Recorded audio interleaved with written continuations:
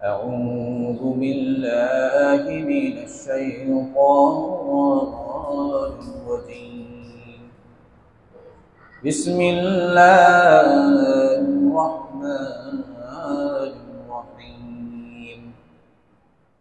شهر رمضان الذي أنزل فيه القرآن هدى للناس وبينات من الهدى والفرقان فمن شهد منكم الشهر فليصمه وما كان مريضا أو على سفر فعدة من أيام أخر يريد الله بكم اليسر ولا يريد بكم العسر ولتكملوا العدة ولتكبروا الله على ما هداكم ولعلكم تشكرون.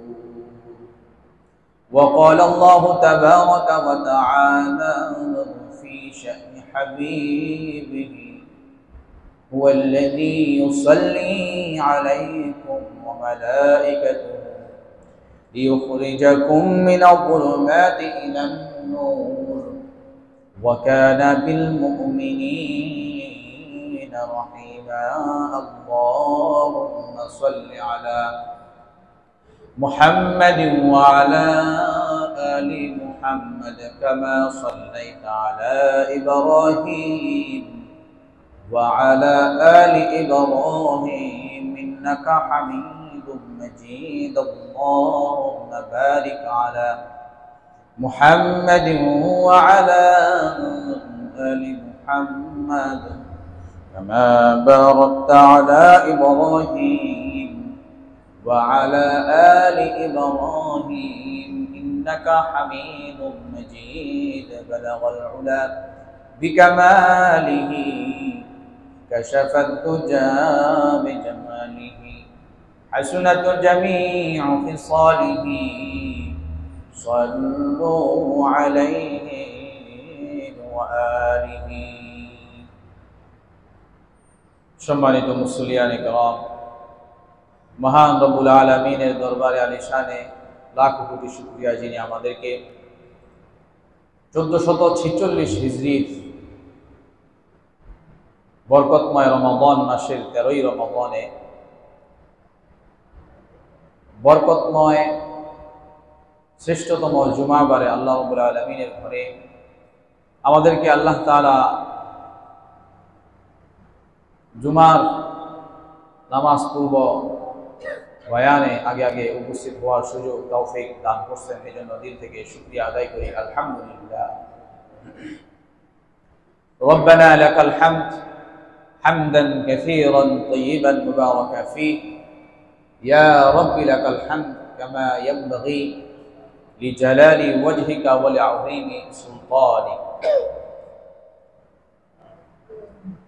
রমাদান মাসের প্রথম দশক আমাদের থেকে চলে গিয়েছে। আমাদের হায়াতের জিন্দেগিতে আর কখনোই এই 10টি দিন আর আসবে না। এখন আমরা মাঝের 10টি দিনে পদার্পণ করেছি অলরেডি। আজকে দ্বিতীয় রমাদান, 13ই রমাদান। এই জন্য আমার হায়াতের জিন্দেগি থেকে এক এক করে প্রতিটি রোজার দিন এবং রাত্র চলে যাচ্ছে, কিন্তু আমি কি এই রোজার মাসে যে সমস্ত গুণাবলী হাসিল করা দরকার, এই গুণাবলীগুলো কিঞ্চিত হলেও অর্জন করতে পেরেছি কিনা একটু হিসাব নিকাশ করা দরকার। হাসিবু ক্বাবলা আন ইউহাসাবু, নিজের হিসাব নিজে কষ, তোমার হিসাব চাওয়ার পূর্বে, হিসাব নেওয়ার পূর্বে। যে সমস্ত বান্দারা নিজেদের হিসাব নিকাশ কষে নিজেদেরকে প্রস্তুত রাখে, তাদের জন্য ভবিষ্যৎ উজ্জ্বল, আখিরাত তাদের জন্য প্রশান্তির কারণ হবে, সুখবরের কারণ হবে। মৃত্যু তাদের জন্য পূর্ণিমার চাঁদের মতো উজ্জ্বল হবে, অথবা ঈদের রাত্রিতে যেমন আনন্দ নিয়ে একটি চাঁদ আগমন করে ঠিক তেমন হবে। এই জন্য রমাদান মাসে যে গুণাবলীগুলো অর্জন করা দরকার, এই গুণাবলীগুলো থেকে কিছু গুণাবলী আমরা আজকে আলোচনা করব। আর এই গুণাবলীগুলো রমাদান মাসের সাথে সংশ্লিষ্ট এবং সেগুলোকে এই মাসের নামকরণ করা হয়েছে।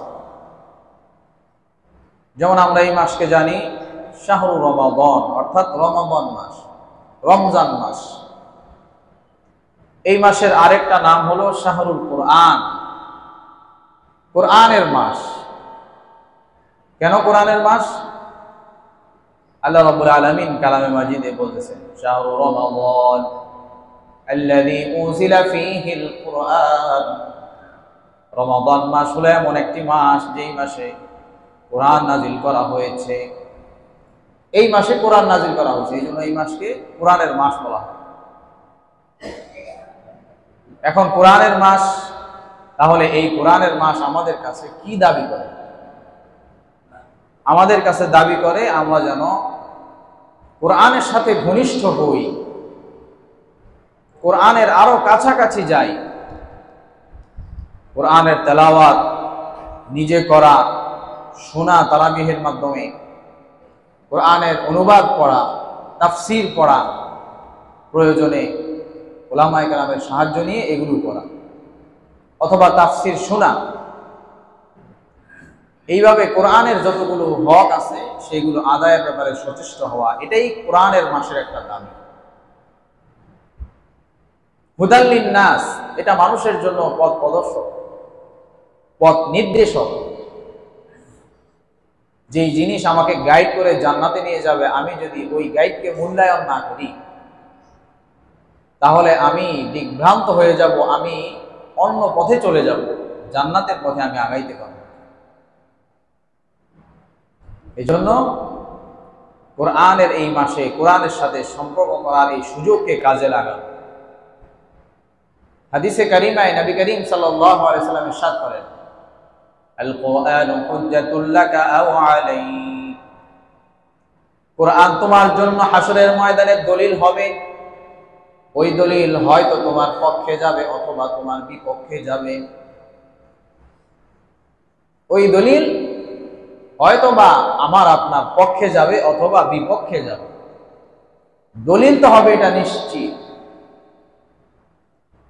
এই জন্য সে যে আমার পক্ষে দলিল হবে, আমার পক্ষে সাক্ষী দিবে, এই সাক্ষীকে কদর করার, মূল্যায়ন করার দরকার আছে না নাই? দুনিয়াতে আমার পক্ষে যে সাক্ষী থাকে তাকে আমি কত ধরনের উপহার উপটোপন দিই, কত কদর করি, কত মূল্যায়ন করি।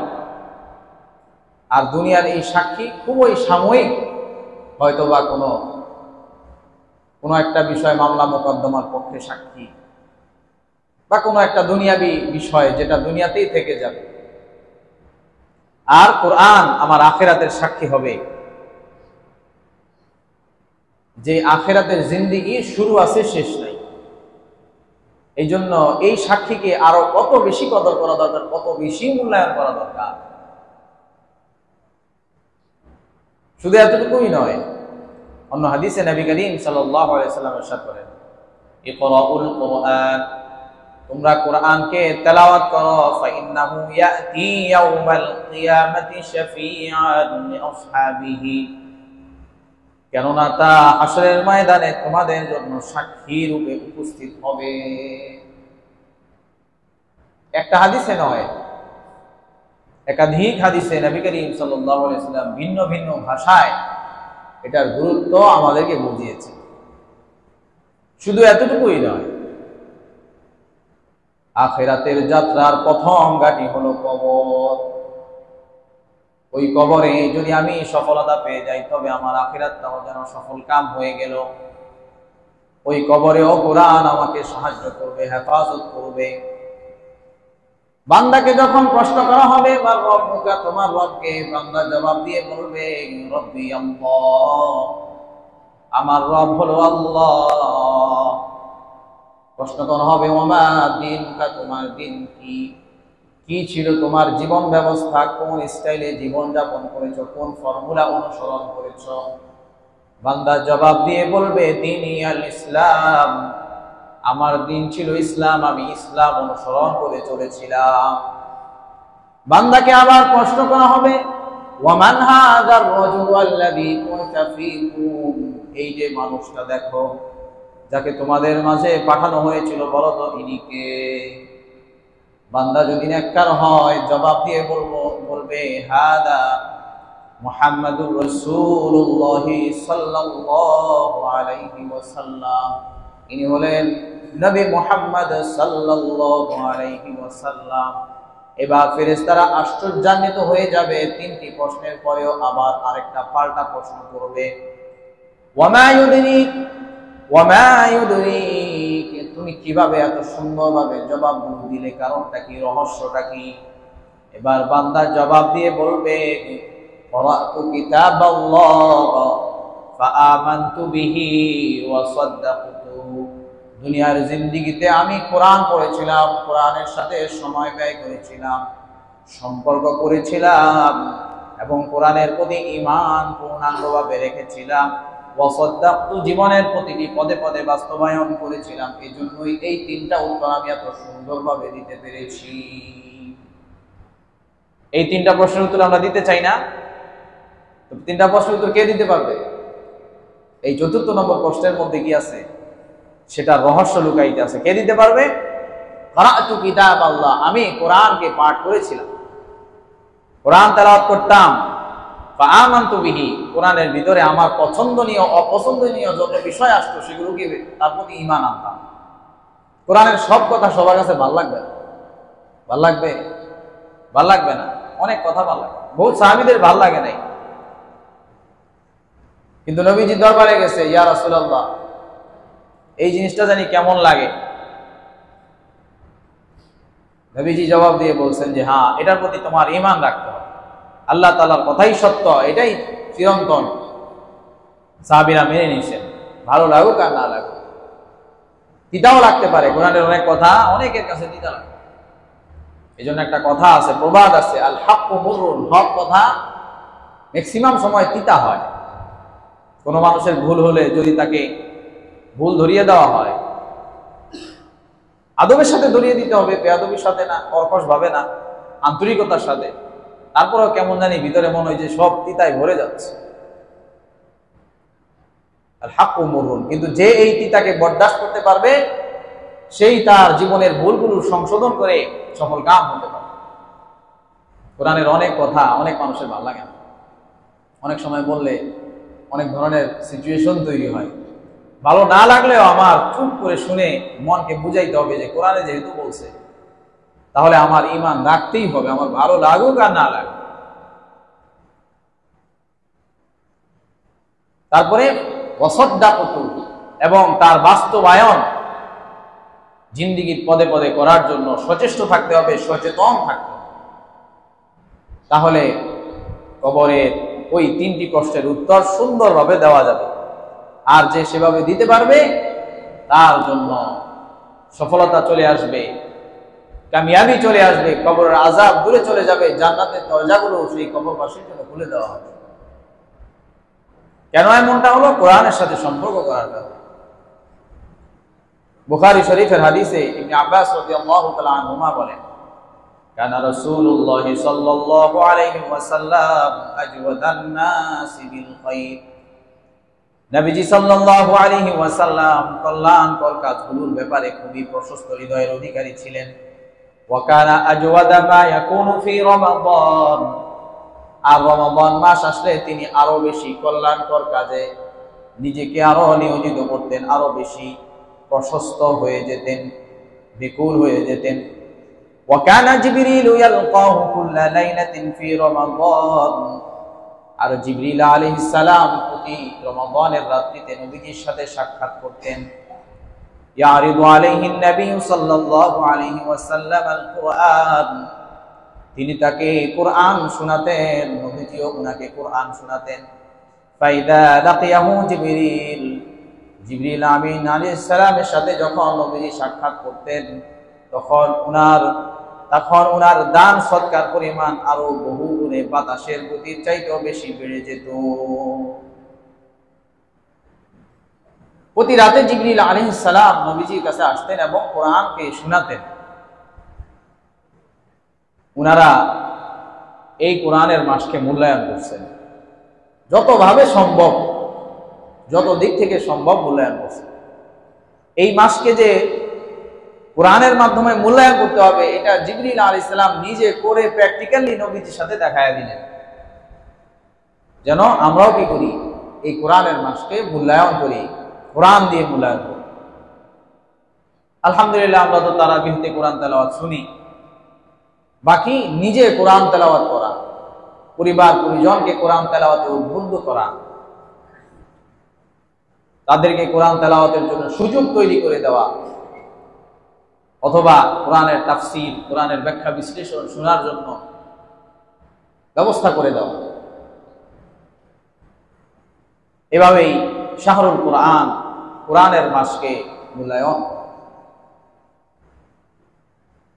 এখন আমি আপনি একটু বিচার বিশ্লেষণ করে দেখি, আমি কি আসলেই শাহরুল কোরআনকে ওভাবে মূল্যায়ন করতে পারছি কিনা। নিজের হিসাব নিজে করি, অপরের ভুল ধরার কোনো প্রয়োজন নেই। আসলেই যে এটা কোরআনের মাস, এটা কি আমার পরিবারের ক্ষেত্রে, আমার নিজের ক্ষেত্রে কি এটা প্রতিফল হয়েছে কিনা, এটা নিজের বিচার বিশ্লেষণ করি, নিজের হিসাব নিজে করি। তারপরে যে বিষয়টা আসে, এটা হলো রোজার মাস, শাহরুর রমাদান বা শাহরুস সিয়াম, রোজা রাখার মাস। এটা আমরা সবাই জানি, রোজা রাখি আলহামদুলিল্লাহ। তবে আমাকে প্রকৃত রোজাদার হওয়ার জন্য যা যা করা দরকার, এই সমস্ত জিনিস আমাকে করতে হবে। রোজা তো রাখে, আবার মিথ্যাও বলে, গীবতও করে, চোখেরও হেফাজত করে না, অন্যায়ভাবে অপরের হক নষ্ট করে, মালে ভেজাল মিশায়, জুলুম করে, তাহলে ওই রোজার মাস, যে রোজার মাস, এটা আমি মূল্যায়ন করলাম। মাল্লাম ইয়াদা ক্বালা আয-যুরি ওয়াল আমালা বিহি ফালাইসা লিল্লাহি হাজাতুন আন ইয়াদা তা'আমাহু ওয়া শারাবাহু। আল্লাহ তাআলা অভিমানের সুরে বান্দাকে বলছেন, যে কিনা অন্যায় অপকর্মগুলো পরিত্যাগ করতে পারলো না, তার সারাদিন না খেয়ে থাকার, সারাদিন পানাহার পরিহার করার, এগুলো আল্লাহ তাআলার কোনো প্রয়োজন নাই, আমার কোনো প্রয়োজন নাই। এগুলো গুনাহ ছাড়তে পারলা না, তুমি রোজা রাখলা, না খেয়ে থাকলা, ফালাইসা লিল্লাহি হাজাতুন, আল্লাহ তাআলা এরকম না খেয়ে থাকার জন্য এই বান্দার এই না খেয়ে থাকা আল্লাহর কোনো প্রয়োজন নেই। তাইলে কি রোজা রাখবো না? রোজা রাখতে হবে, রোজা রাখতে হবে। আল্লাহ তাআলা বলছেন যেন আমি গুরুত্ব দিই, আমি যেন সচেষ্ট হই, সচেতন হই, এই জন্য বলছেন। আরো অনেক বিষয় রোজার হক সম্পর্কে আছে। যে রোজা রাখে তার হাত যেন রোজাদার হয়, তার পা যেন রোজাদার হয়, চোখ যেন রোজাদার হয়। ইদা সুমতা ফালিয়াসুম সামউকা ওয়া বাসারুকা ওয়া লিসানুক, তুমি যখন রোজাদার হও, রোজা রাখো, তোমার কান যেন রোজাদার হয়, চোখ যেন রোজাদার হয়, জবানটাও যেন রোজাদার হয়, অর্থাৎ সেগুলো যেন সংযমী হয়, গুনাহের কাজে, অন্যায়ের কাজে, জুলুমের কাজে যেন এগুলোর ব্যবহার না হয়। তাহলে রোজার মাসে আমি যেমনই ভাবে না খাওয়ার রোজা রাখবো, তেমনি ভাবে আমার চোখ, কান, হাত, পা সমস্ত জিনিস যেন সংযমী হয়ে যায়, রোজাদার হয়ে যায়, এই ব্যাপারে সচেষ্ট থাকা। তাহলেই রোজার হক আদায় হবে, রোজার পবিত্রতা রক্ষা হবে, প্রকৃত রোজাদার হতে পারবে। এবার আমি নিজেরটা নিজে হিসাব মিলাই, আমি কি এইভাবে রোজা রাখতে পারতেছি কিনা, বাস হয়ে গেল। তারপরে এই মাসের আরেকটা নাম হলো শাহরু কিয়ামিল লাইলি ওয়াত তারাবিহ, তাহাজ্জুদের মাস, তারাবিহ পড়ার মাস। মান ক্বামা রমাদানা ঈমানান ওয়া ইহতিসাবা গুফিরা লাহু মা তাকদ্দামা মিন যামবি। যে আল্লাহ তাআলার কাছে সওয়াব প্রাপ্তির আশায় প্রত্যাশা নিয়ে, ঈমান নিয়ে, এই বিশ্বাস নিয়ে তাহাজ্জুদের নামাজ আদায় করবে অথবা তারাবি আদায় করবে, কুতিবা লাহু কিয়ামুল লাইলাতিন, আল্লাহ তাআলা গুফিরা লাহু মা তাকদ্দামা মিন যামবিহি, আল্লাহ তাআলা তার জিন্দেগীর সমস্ত গুনাহ খাতাগুলো মাফ করে দিবেন। সুবহানাল্লাহ। যদি সে ঈমান রাখে এবং প্রত্যাশা নিয়ে রাত্রিবেলাতে তারাবিহ পড়ে, তাহাজ্জুদ পড়ে, আল্লাহ তাআলা তার জিন্দেগীর গুনাহগুলো মাফ করে। এখন আমি দেখি যে আমি কতটুকু করতেছি। তারাবিহ তো আমি পড়বই, সাথে সাথে 2-4 রাকাত, আরো কিছু রাকাত তাহাজ্জুদের নামাজকে আমি পড়তে পারতেছি কিনা চেষ্টা করি।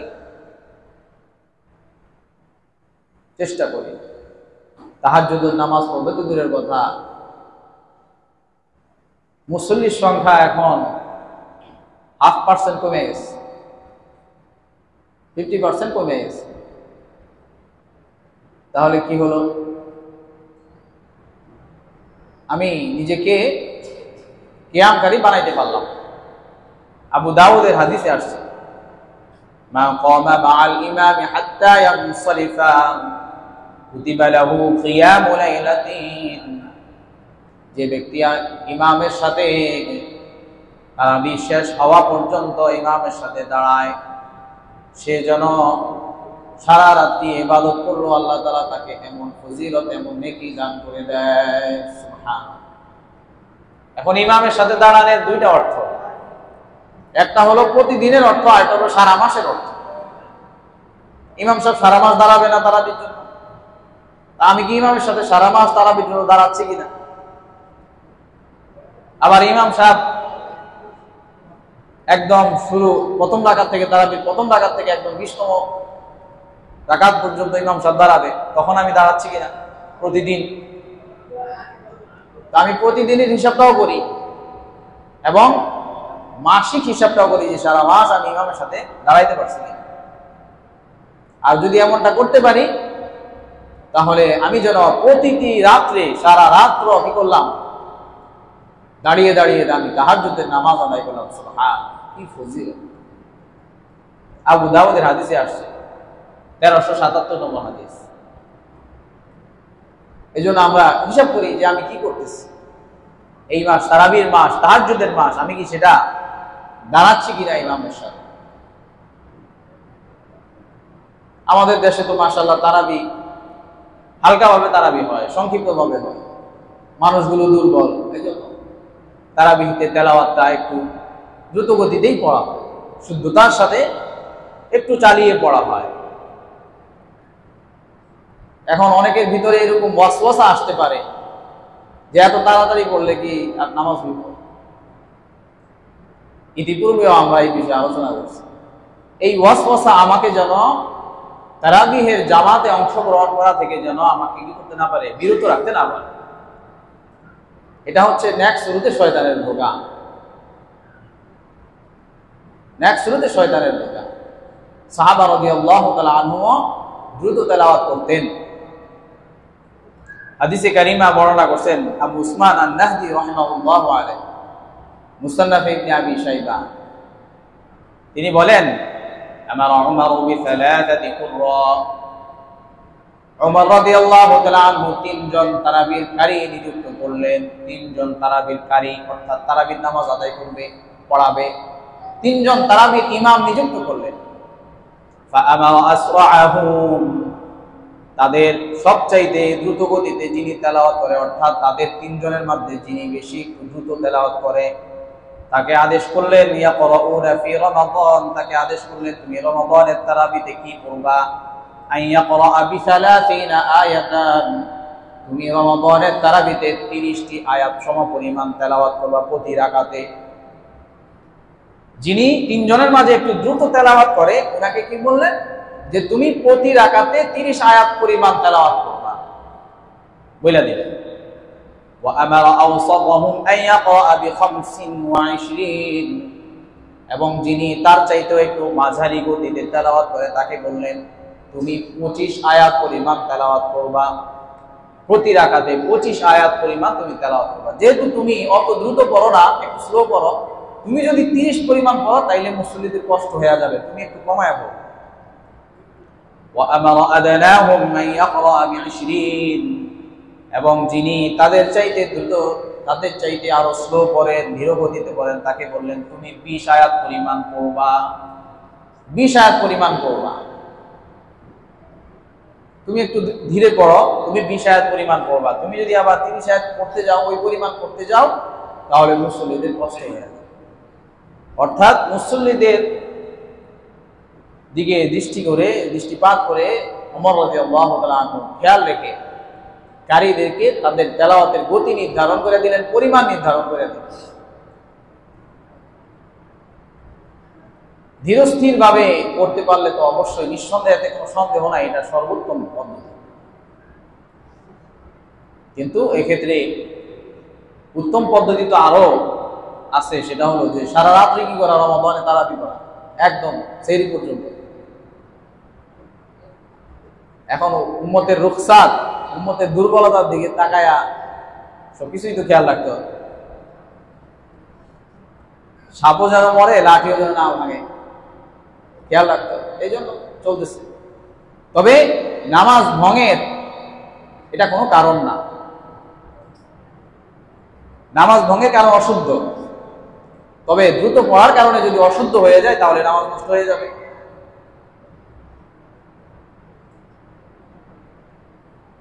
এতটুকু দ্রুত, এত বেশি দ্রুত পড়া হয় না অন্তত এই মসজিদে, যে যার কারণে নামাজ নষ্ট হয়ে যায়।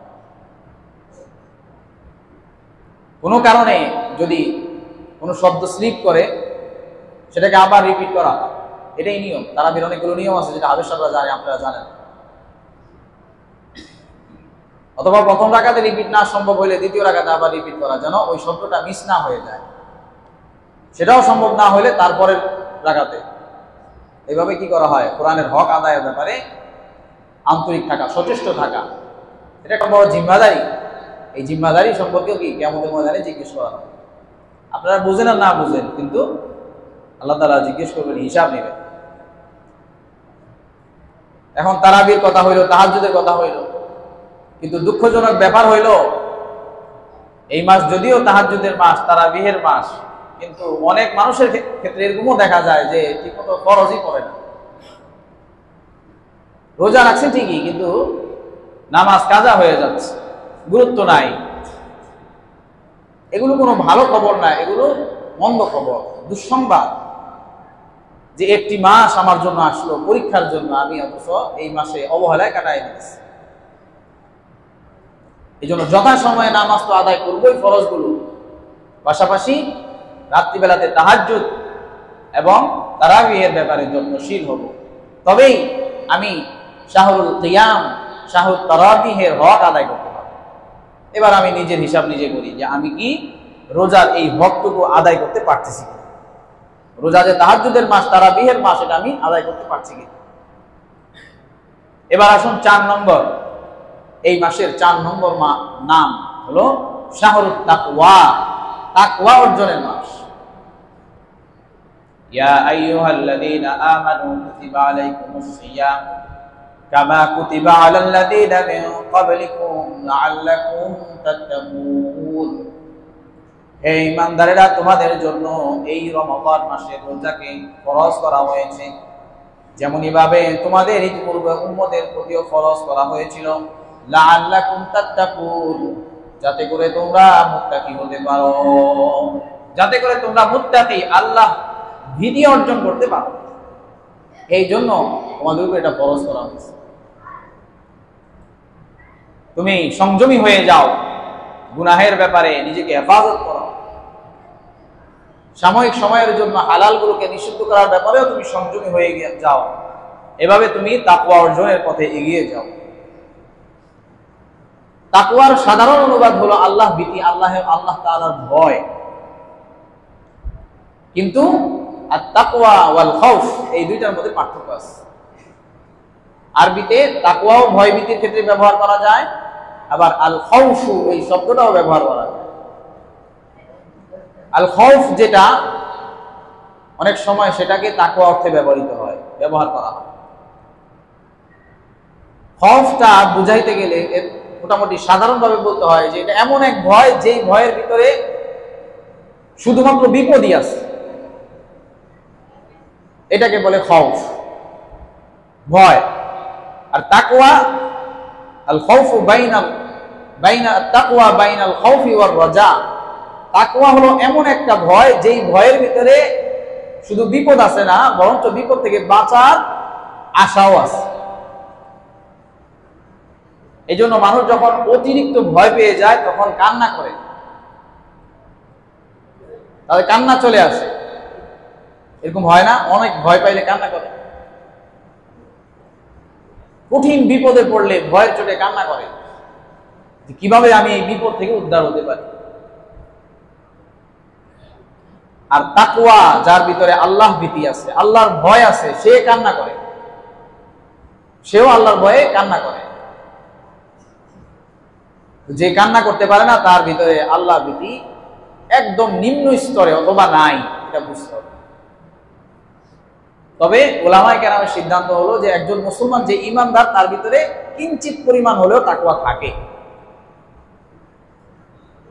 এখন এই দুই কান্নার মধ্যে কিন্তু পার্থক্য আছে।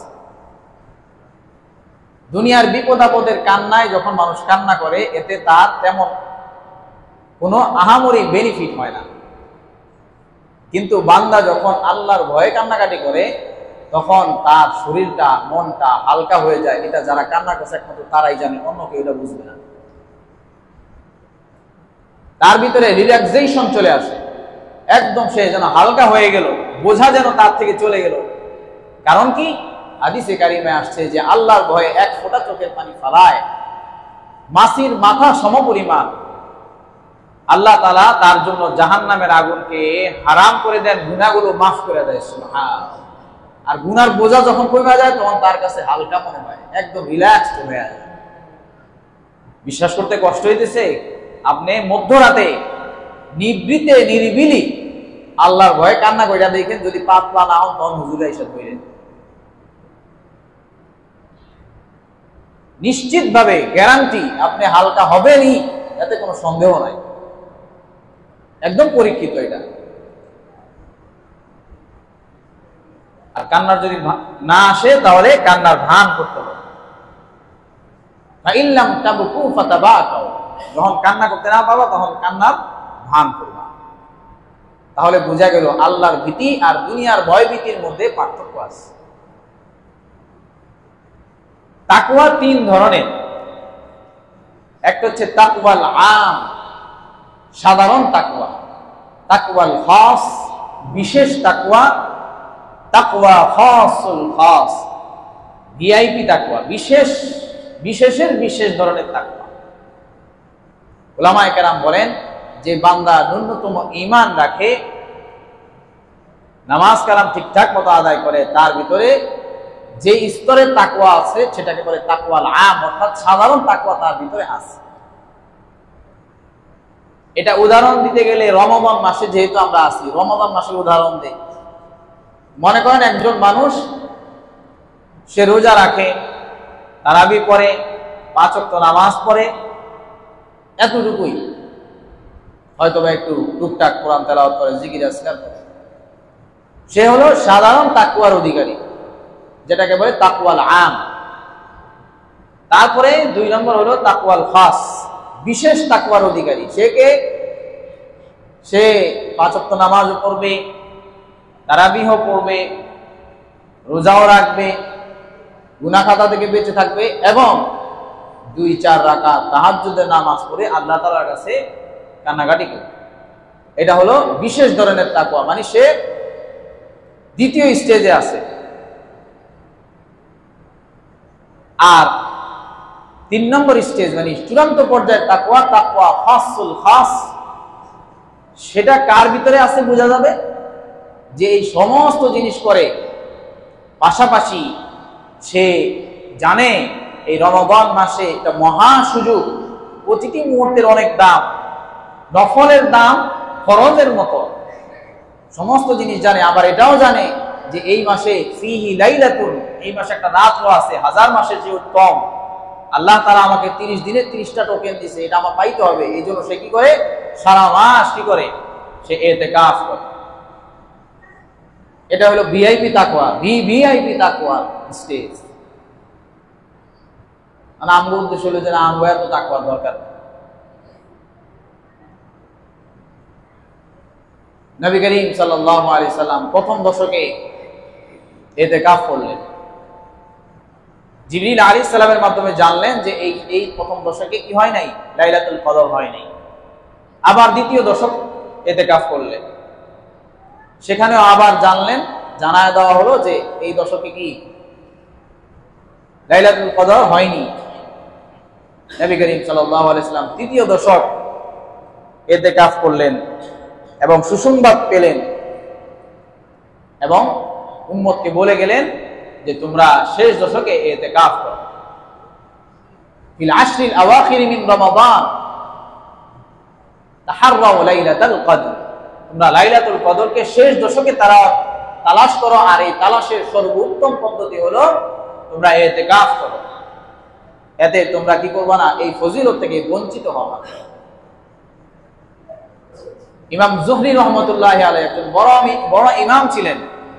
তিনি বলেন যে আজীব লাগে আমার কাছে যে এই উম্মত ইতিকাফকে এত অবহেলার আমল বানাইছে, অথচ নবী করিম সাল্লাল্লাহু আলাইহি সাল্লাম হিজরতের পরে মৃত্যু পর্যন্ত কোনোদিন ইতিকাফ ছাড়েন নাই। বুঝে আসছে? এই উম্মতের প্রতি আমার বড় আজীব লাগে যে এই উম্মত ইতিকাফ করতেই চায় না, অথচ নবী করিম সাল্লাল্লাহু আলাইহি সাল্লাম হিজরতের পরে মৃত্যু পর্যন্ত কোনোদিন ইতিকাফ ছাড়ে নাই। কোন একটা কারণে ইতিকাফ একবার ছুটে গেছে, নবীজি পরবর্তী বছর সেটাকে কাজা করে 20 দিন ইতিকাফ করছে। সুবহানাল্লাহ। এখন বলেন আমাদের ইতিকাফ করা দরকার আছে না নাই? গত বছর ইতিকাফ করছে কয়বার? অনেকে নিয়ত করছে, এখনো সময় বাকি আছে, প্রায় 1 সপ্তাহ বাকি। এই জন্য ইতিকাফে নিয়ত করি। ইতিকাফ আল্লাহ তাআলাকে পাওয়ার সর্বোত্তম মাধ্যম, আল্লাহর ভালোবাসা, আল্লাহর নৈকট্য সর্বোত্তম মাধ্যম। এই জন্য আমরা ইতিকাফের নিয়ত করি, আল্লাহ তাআলার কাছে তৌফিক চাই যে আল্লাহ তাআলা যেন আমাদেরকে ইতিকাফকারী হওয়ার তৌফিক দান করেন। নিয়ত আছে ইনশাআল্লাহ।